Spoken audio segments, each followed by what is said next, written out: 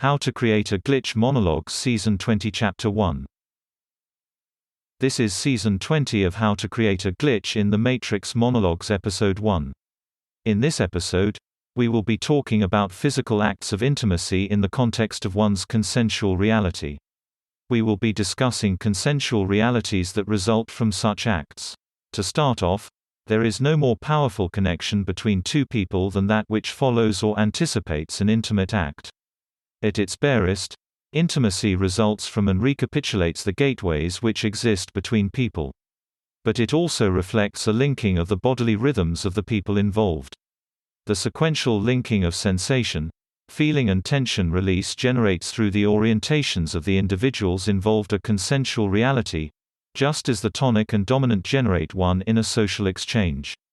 What this means practically is that the first orientation individual and second orientation individual conjoin their expectations through the act. The goal of consensual intimacy is generally satisfied by the expectation matching.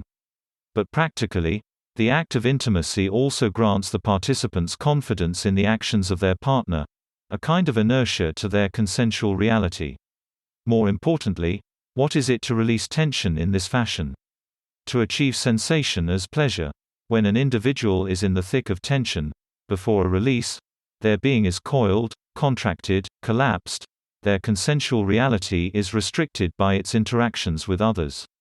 In the act of intimacy, that being is unfurled, its sensations reactive, both object and subject, it is sensitive to the world, its consensuality expanded to its greatest extent. Thus, the pleasure of intimacy is the act of unfurling, the blossoming, the dasein. In a way, the act of intimacy makes one present, immanent, not just in the location where one is, but to the broadest extent, spread out, conjoined with the inherent flow of reality, pulsing in extant.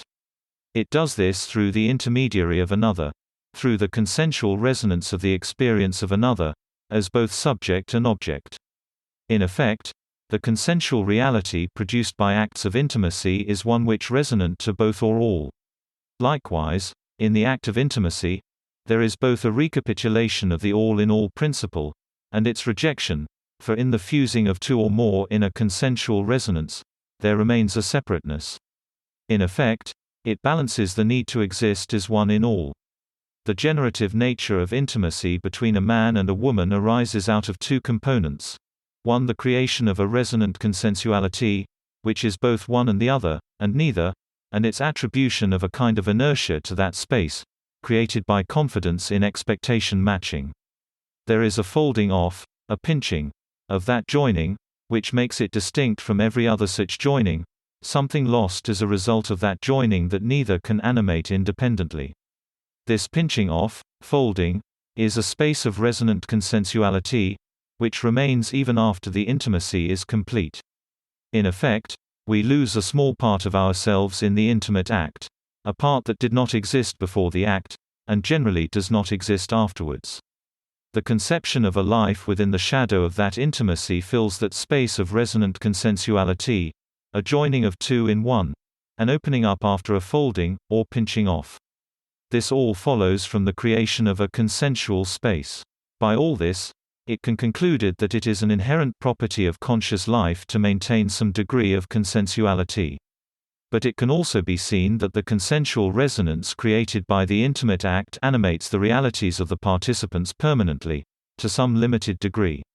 In effect, every joining of two generates a consensual resonance, which is unique, almost totipotent, but changes the participants in the exact manner of its inertia.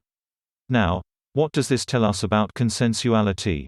It tells us first that the intimate act is the ultimate act of attachment, a reflection of an internal state, with concomitant acts of possession.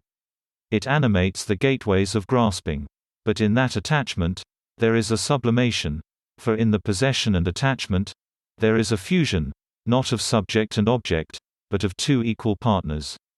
Consensuality is generative precisely because it reflects the voluntary nature of the act. In the consent of the participants, the resonant unfurling, blossoming, is possible. But acts of non-consensuality suggest that a consensuality need not have volition to be generative. Even in the midst of non-consensual acts, Does a parsing of the consensualities of the participants occur?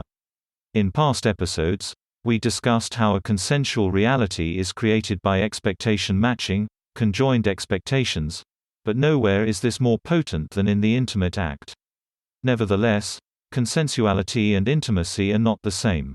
The same unfurling, fusion, resonance, can be generated by social intimacy, mirroring and postural releases between a tonic and a dominant. That's the end of the podcast for today. If you enjoyed it, please like, comment, and subscribe.